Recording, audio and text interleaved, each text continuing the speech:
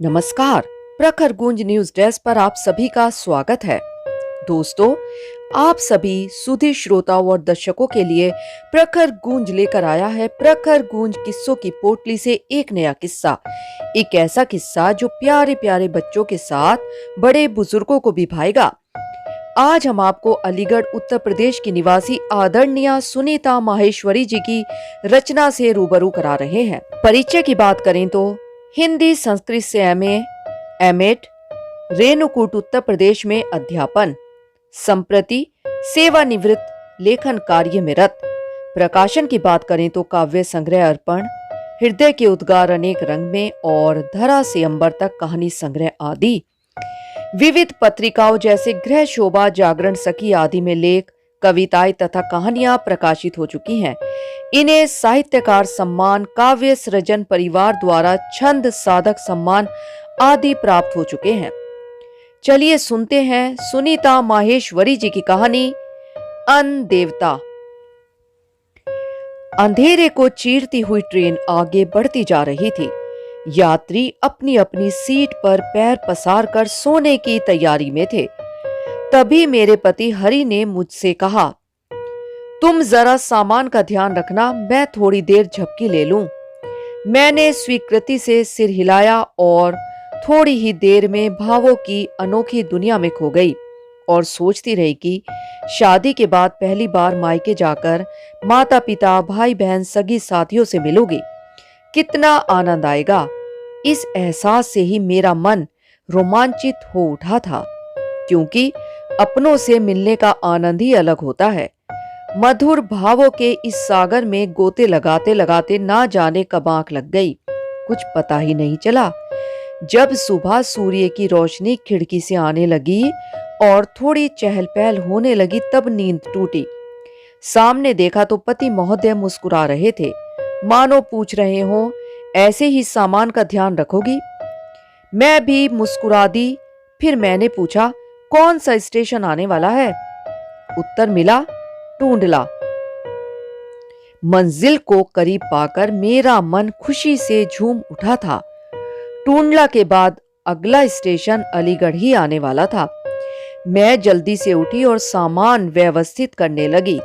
तभी मेरा ध्यान बचे हुए खाने की ओर गया। ट्रेन में बैठते ही भूख लगने लगती है और भोजन का आनंद ही कुछ निराला होता है। हम लोग भी अपने साथ बहुत सा खाना लेकर गए थे। सब कुछ दो दो बार खाने के बाद भी हमारे पास सब्जी, पूड़ी, मिठाई सब की भरमार थी।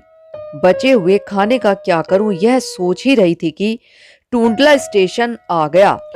भोजन और स्टेशन की स्वच्छता को महत्व न देते हुए अचानक मैंने बचे हुए खाने को ट्रेन की खिड़की से बाहर फेंक दिया। कुछ खाना प्लेटफॉर्म पर छितर गया और कुछ रेल की पटरियों पर जा गिरा। खाना गिरते ही मैंने देखा कि एक अत्यंत दरिद्र दिव्यांग युवक अपने शरीर को घसीटते हुए तेजी से आगे बढ़ा और खाने को अपने टूटे फूटे कटोरे में भरने लगा।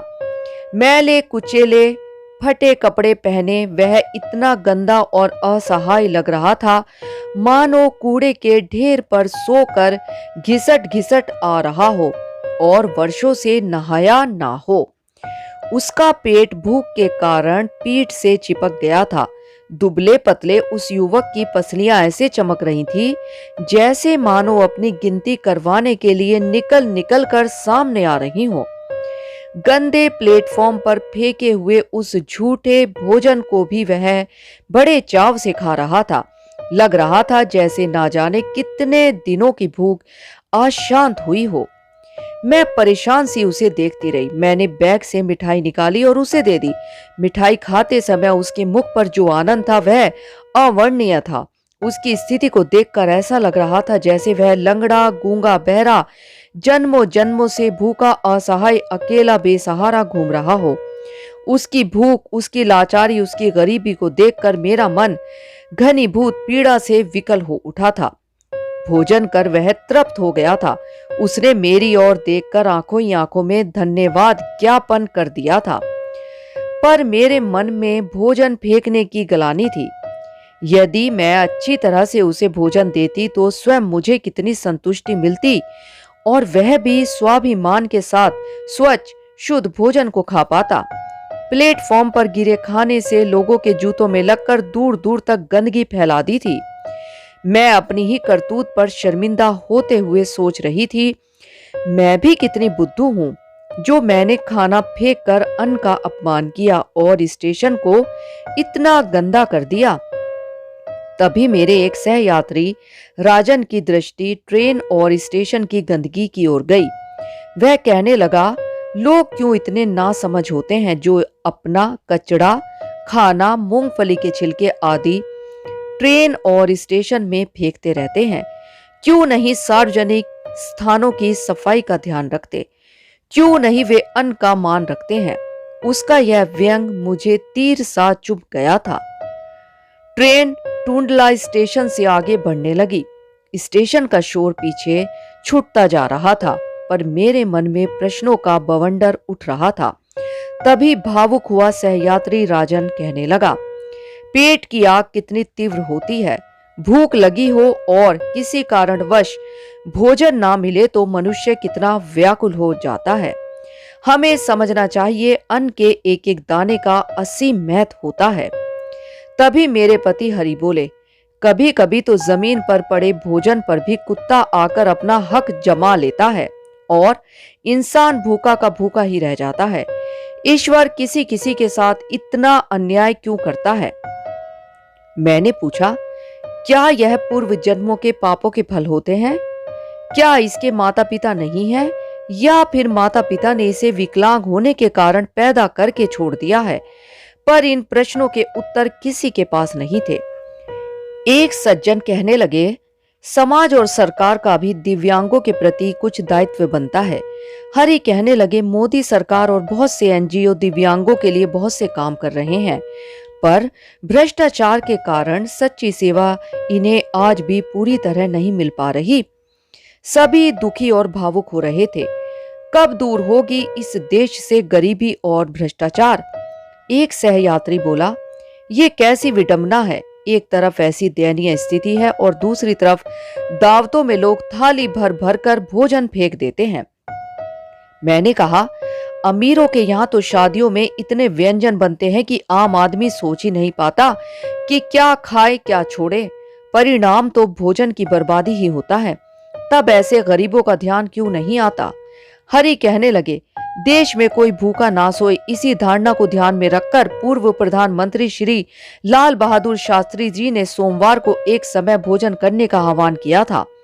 हमारे निकट ही एक बुजुर्ग महिला बैठी हुई थी। कहने लगी, बेटा, स्वयं श्री कृष्ण ने चावल के एक दाने का महत्व सिद्ध किया था। इस घटना के बाद मैं अन्न के एक एक दाने का महत्व समझ गई थी। अन्न का दाना दाना जीवन रक्षक है, शक्तिदायक है। भोजन के बिना जीना मुश्किल ही नहीं, नामुमकिन है। अकाल और बाढ़ की स्थिति में बिना भोजन के न जाने कितनी जाने भूख की चपेट में आकर काल कवलित हो जाती हैं। उस दिन मैंने प्रतिज्ञा की, कभी भोजन बर्बाद नहीं करूंगी।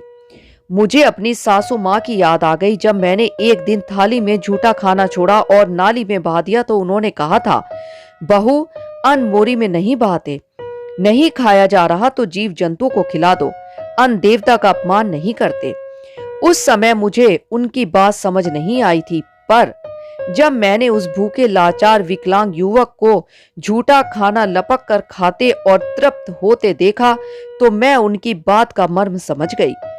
अलीगढ़ स्टेशन आने वाला था। हम सामान लेकर ट्रेन के दरवाजे पर खड़े हो गए। स्टेशन पर खड़े अपने परिजनों को देखकर मेरा मन खुशी से झूम उठा था, पर अनेक प्रश्न मन को फिर भी कुरेद रहे थे। धन्यवाद। आशा करते हैं आपको हमारी यह कहानी पसंद आई होगी। कृपया हमारी कहानी अपने दोस्तों और परिवार वालों के साथ शेयर जरूर करें। इसके बारे में अगर आपका कोई भी सवाल या सुझाव हो तो हमें कमेंट करके जरूर बताएं। अन्य कहानियों के विषय में जानने व सुनने के लिए जुड़े रहें हमारे चैनल प्रखर गुंज के साथ।